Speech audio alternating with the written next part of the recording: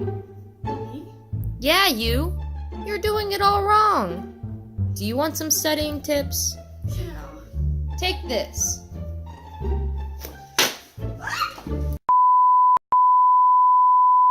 Hello everyone, and welcome to Memory Tip Lane, where we send you on the right express for success.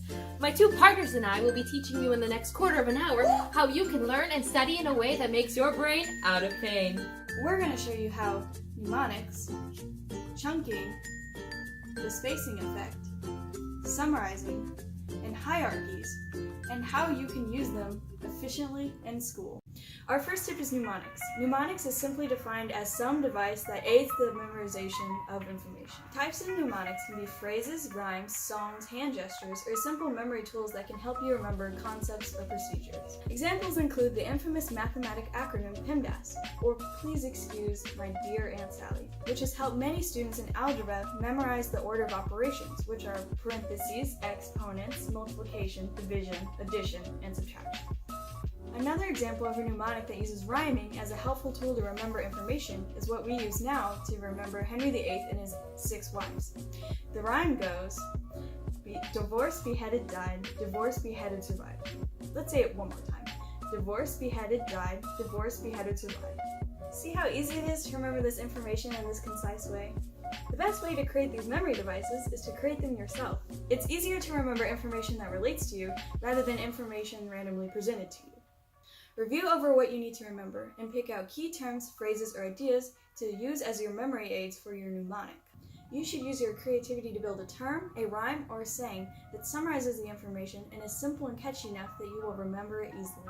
A mnemonic you cannot remember is not a beneficial one, so be sure it is personal and helpful. By making mnemonics instead of memorizing difficult words or phrases, you can create a simpler way for your brain to encode or process complicated information. While making the phrases personal and spending time rehearsing them, they will be easier to recall or bring back into consciousness. Remember what happened to Henry VIII and his wives? I'm sure you can. Here, you try one. Create a mnemonic for the fact that the American Kennel Club has recognized over 192 dog breeds as of 2018. Have your teacher pause the video if you need more time. You better make a good one, because I'm going to ask you about this later.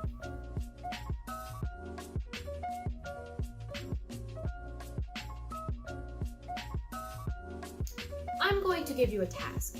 Memorize these 10 numbers in 5 seconds.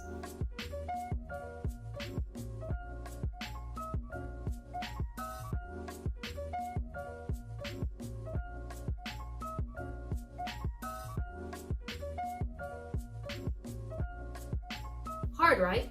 This tip about chunking will teach you how you can better memorize those numbers.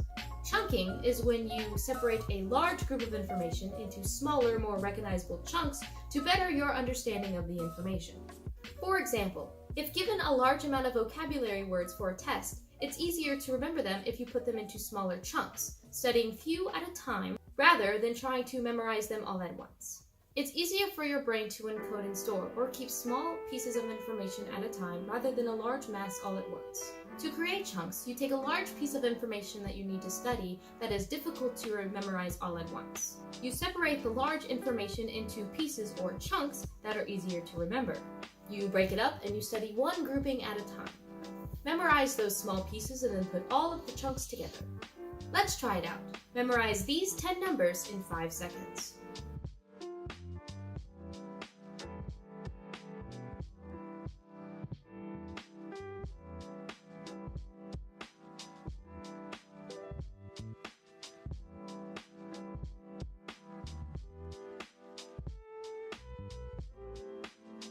Did you remember more? Chunking things together makes it easier to comprehend and encode and then later retrieve, which means to bring it back out of memory into consciousness. Using the chunking method is great for learning ideas because when you separate the information into smaller pieces, it makes it easier for your brain to encode and store that information so that you can later retain and recall it. Another useful tip you can use in your everyday studying is the spacing effect. Though procrastination is a very tempting activity, it will not be useful for your retention and long-term memory. Whenever you have a huge test to study for that contains a lot of information, the worst thing you can do is push it off until the night before and cram. Not only will you have a restless night and be tired the next day, but your ability to retain the information will be low because of how you study.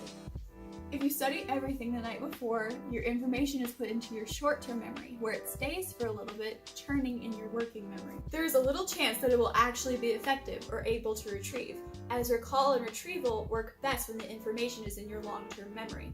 A short-term memory's conversion to long-term memory requires the passage of time, which allows the information to become resistant to interference from competing stimuli or disrupting factors. The best way to get information from your short-term memory to your long-term memory is through continued rehearsal and practice. The more often and spaced out your studying material is, the more you review and retrieve information, the more likely you will remember things for a longer time.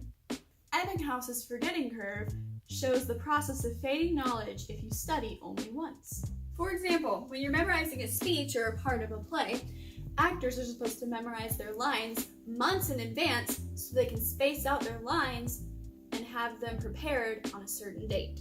This will seriously help you say goodbye to stress and panic attacks before tests. Though it may seem like it's taking up a lot of your time and you have much better things to do, like sleeping, it's always better to study things in multiple short times than rather in one long time.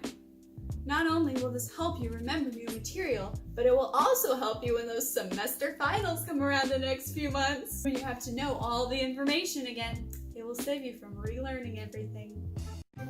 Newsflash! Did you know that the Leitner method is one of the most effective studying systems that you can use? The Leitner method is a spaced repetition studying system that helps you study flashcards. Flashcards are things that can be studied in a quick question and answer format. Things like short definitions, foreign vocabulary, scientific symbols, historical dates, and other fast facts. To do the Leitner system, you create 3 piles and you label them. Pile 1 is for every day, Pile 2 is for every 2 days, and Pile 3 is for every 3 days. On day 1, study all your flashcards. If you can look at one side and get the answer right, put it in Pile 2. If you get it wrong, however, put it in Pile 1. You'll get it eventually. On day 2, study all the cards in Pile 1, repeating the same process as before. Yes.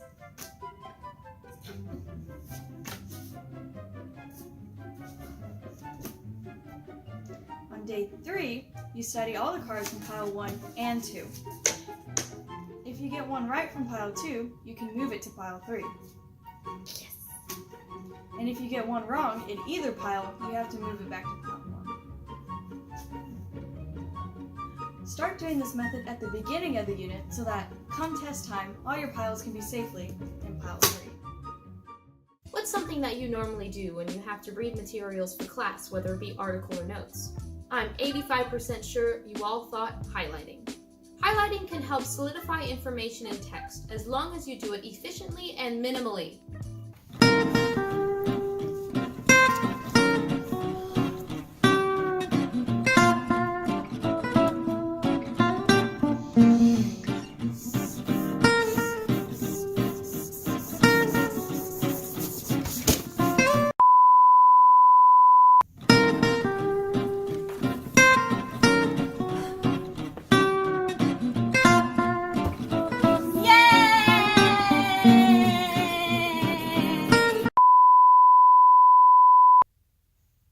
Highlighting is helpful to your memory in some degree if done effectively. Highlighting text is beneficial to remembering what you're reading because you're actively engaging with the text. Even changing colors for different types can help you remember. Though highlighting helps with actively immersing yourself in the text, it does not provide the greatest tool for encoding information, and therefore, it is not the best tool for recall and retention. Along with or instead of highlighting, you should maybe use hierarchies. Hierarchies are organizational tools that best arrange broad topics into smaller, narrower subdivisions, such as concepts and facts. For example, let's say I tell you this. Sarah is the mother of 2 daughters, Gina and Helena, that are cousins with Jared, Stacy, and Luke. Stacy's father is the brother of Sarah and Josh, who are all the children of Elena and Ron. Confusing, right? Though I could write out this sentence and try to match everyone, a better way to display this family lineage is through a hierarchy. Ta-da! You can do this in your notes too, Organize your notes so that broad categories can be split into subcategories. Broad categories could be overarching topics like the Great Depression. Branches of that topic could include the economy, food sources, and the government. Then you would continue to branch off until there is no more information to include. Organizing ideas into categories helps memorization, as groups are easier to remember than random information presented. By arranging information into groups, the material is not random and can be identified with a larger group. That way, when you try to recall the information, you can retrieve it, along with the information that gives it context. Hey guys! Sorry, I'm not here for another tip. I'm here to test you though. Consider this a pass-fail exam. How many dog types are there, according to who? Pause the screen now to talk about it with your classmates.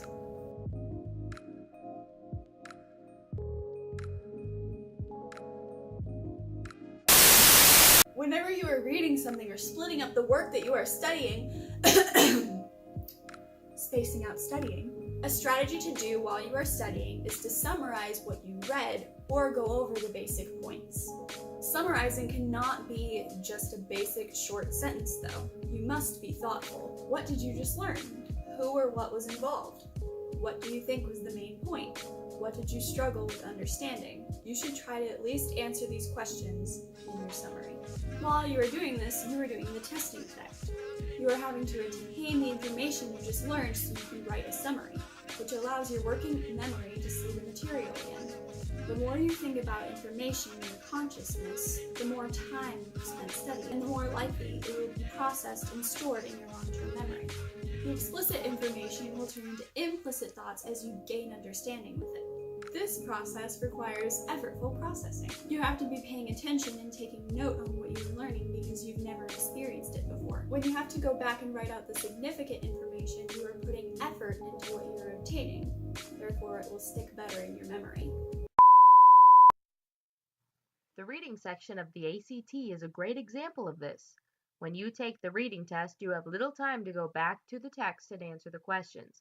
Instead, you want to summarize information as you go, as it's quicker. Look at these three girls. See how the two in the glasses look calm and collected? They have practiced summarizing. They are used to summarizing information in their notes and therefore can actively summarize information as they read. The girl on the end, on the other hand, never summarizes her notes. She likes to read as fast as she can, which prevents her from actively absorbing and remembering information. She has to keep going back and forth between the questions and the passages as she keeps forgetting what's happening. Don't be like Josie. The more you repeat something, whether you write it down or say it to yourself, the more likely you're going to remember it. Repetition improves retention. Plus, a summarization strategy builds ability to help process information and recognize what's important and what's unnecessary details. You've just learned great study tips that will help you remember information for life. Yay! Let's recap on those things. You've learned how mnemonics can help your recall of phrases or ideas, how chunking large information into small groups will help memorizing, how the spacing effect heightens longer retention, how hierarchies are more beneficial than highlighting, and how summarizing increases understanding.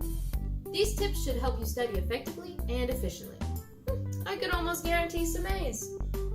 Now that you're in the know, you can go and study some more.